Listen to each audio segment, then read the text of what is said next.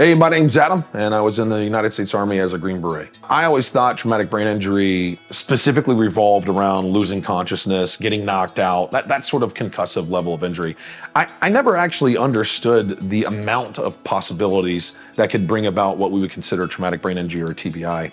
From breaching, shooting Carl Gustav rounds, being a tanker. But some of the biggest problems I had was short-term memory. I know that I had to take actions the next day. I would try and remind myself the night before, and then the next morning I'd wake up and I wouldn't remember any of those actions that I had to take that day unless I wrote down notes. If I wasn't very disciplined about taking notes, then I would literally forget the entire day of action that I had to take when I woke up. Another big piece was irritability and moodiness. When you live in constant pain, when you're constantly forgetting stuff, when you're constantly trying to just overcome what has become the new norm, you don't realize just how much of an asshole you become.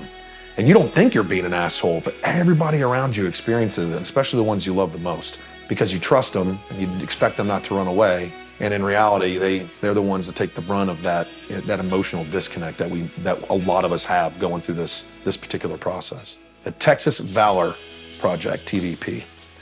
And the guys that founded the Texas Valor Project founded it because they believed so much in what was happening here at the Brain Resiliency Clinic and an organization, another nonprofit organization called Defenders of Freedom.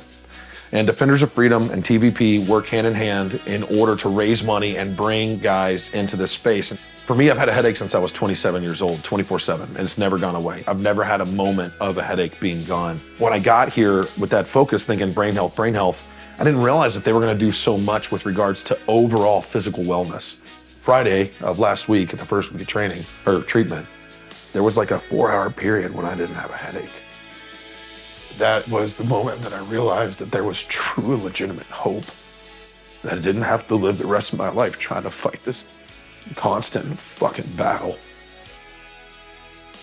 And then add to that, waking up after sleeping for 7 full hours and not having had that experience in years, being able to move, bend, squat, things that I used to be able to do and not just suffer through the pain.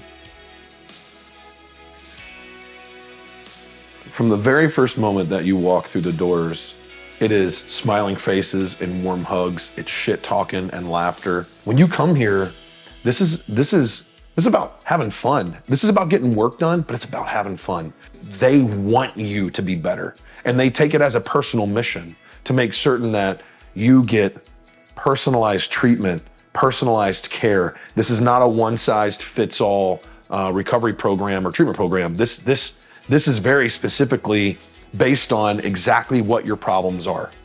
If you're listening to this, or if you've made it this far in whatever you're watching, and you're a veteran, especially someone who has been blown up, suffers from traumatic brain injury, knows they suffer from TBI, or even questions that they suffer from TBI.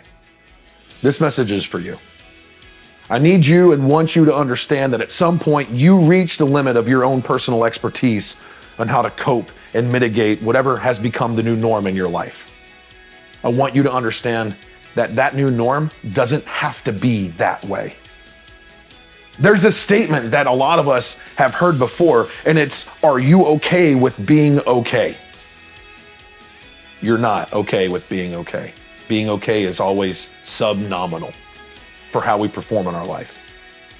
I don't want to be okay with being okay ever fucking again. So if you're watching this and there's a question, it's time to ask for help. It's time to reach out and let someone know that you want help. It's not weakness to ask for help and to acknowledge that you've reached the limit of your capability. Okay, being okay doesn't have to be the norm. Pain, not normal. Loss of memory, not normal. If you think that your responsibility is to carry the pain or the weight of the world on your shoulders for your family, your community, your friends, whatever that looks like, I'm telling you, you're wrong. All it does is become a disservice to them because you can't be the best version of yourself. If you want to be the best version of yourself, ask for help.